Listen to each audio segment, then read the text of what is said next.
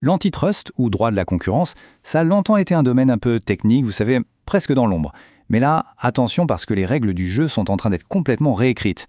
Ce qui était juste une question de droit est devenu un véritable enjeu de pouvoir sur la scène mondiale.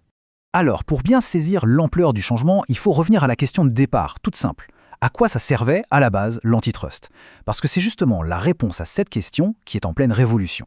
Et la vision classique, on la retrouve parfaitement dans cette citation qui vient d'un dossier officiel.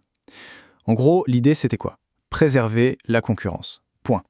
C'était vu comme absolument vital pour l'intérêt public. C'était vraiment le socle de tout. Sauf que voilà, ce socle qui paraissait si solide, il est en train de se fissurer. Si on se projette en 2026, le paysage de l'antitrust mondial pourrait être méconnaissable. Les vieilles règles ne s'appliquent tout simplement plus. Pour y voir plus clair dans cette transformation, voilà le programme.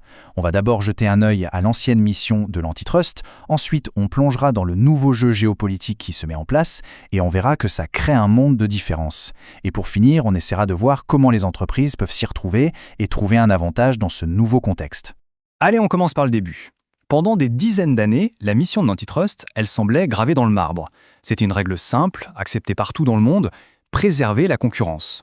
Le calcul était assez simple en fait. Plus il y a de concurrence, plus il y a de choix pour les consommateurs et des prix plus bas. Voilà comment on mesurait l'intérêt public. C'était la seule boussole qui guidait les régulateurs, vraiment. Mais voilà, cette boussole, elle est complètement déréglée aujourd'hui.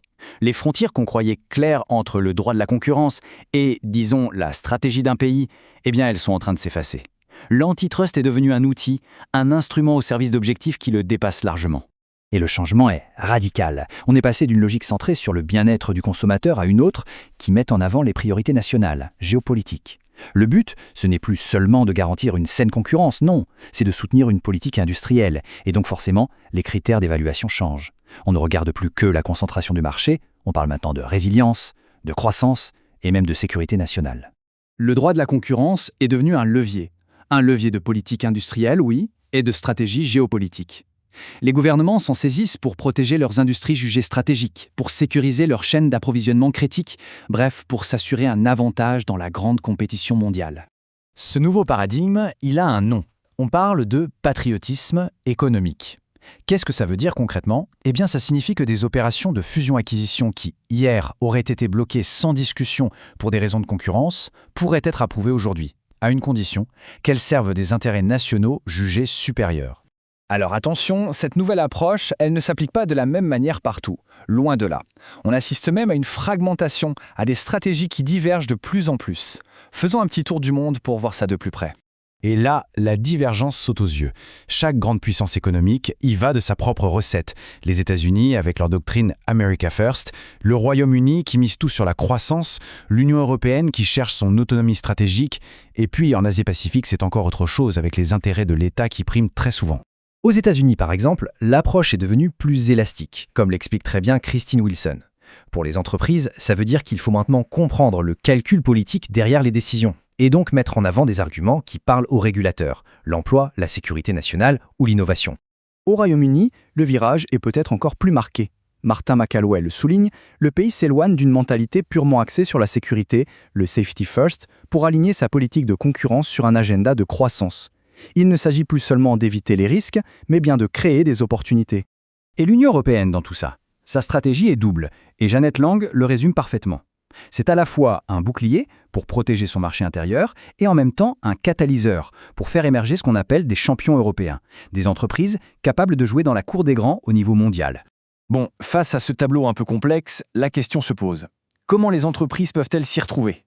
Le vrai défi, c'est de transformer cette incertitude en un avantage.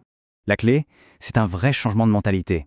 Ça ne suffit plus de prouver qu'une opération, une fusion par exemple, ne nuit pas à la concurrence. Non, il faut maintenant démontrer activement en quoi elle va servir les objectifs politiques du pays. Est-ce qu'elle favorise l'innovation? Est-ce qu'elle renforce la résilience des chaînes d'approvisionnement? Est-ce qu'elle booste une industrie jugée critique?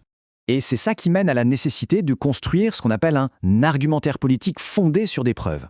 En clair, les entreprises doivent préparer un récit solide, factuel, qui va expliquer très concrètement comment leur projet participe à l'intérêt public, tel que défini par les nouvelles priorités nationales, bien sûr. Allez, pour finir, est-ce qu'ils sont une sorte de feuille de route stratégique, un mode d'emploi pour naviguer dans cette nouvelle réalité à l'horizon 2026? La stratégie, on peut la résumer en 3 étapes clés. D'abord, il faut décrypter les subtilités de chaque zone géographique. Ensuite, sur cette base, il faut construire ces fameux récits factuels, alignés sur les politiques locales. Et enfin, point très important, il ne faut pas attendre d'être au pied du mur. Il faut proposer des solutions créatives et constructives, et ce, dès le début des discussions. On le voit bien, naviguer dans ce nouvel environnement, ce n'est plus juste une question de conformité juridique. Comme le disent les experts, ça demande une vraie vision stratégique, une conscience politique très fine. C'est un peu comme un jeu d'échecs où il faut anticiper plusieurs coups à l'avance. S'il y avait une seule chose à retenir, ce serait vraiment celle-là. Le droit de la concurrence, l'antitrust, est sorti de sa tour d'ivoire technique. C'est devenu un pilier de la stratégie économique et de la souveraineté des nations. Toute cette analyse, d'ailleurs, est tirée d'un rapport très intéressant de Freshfield, Clarity in Antitrust, qui décortique en profondeur toutes ces tendances mondiales pour les années à venir. Et tout ça, ça nous laisse avec une question fondamentale.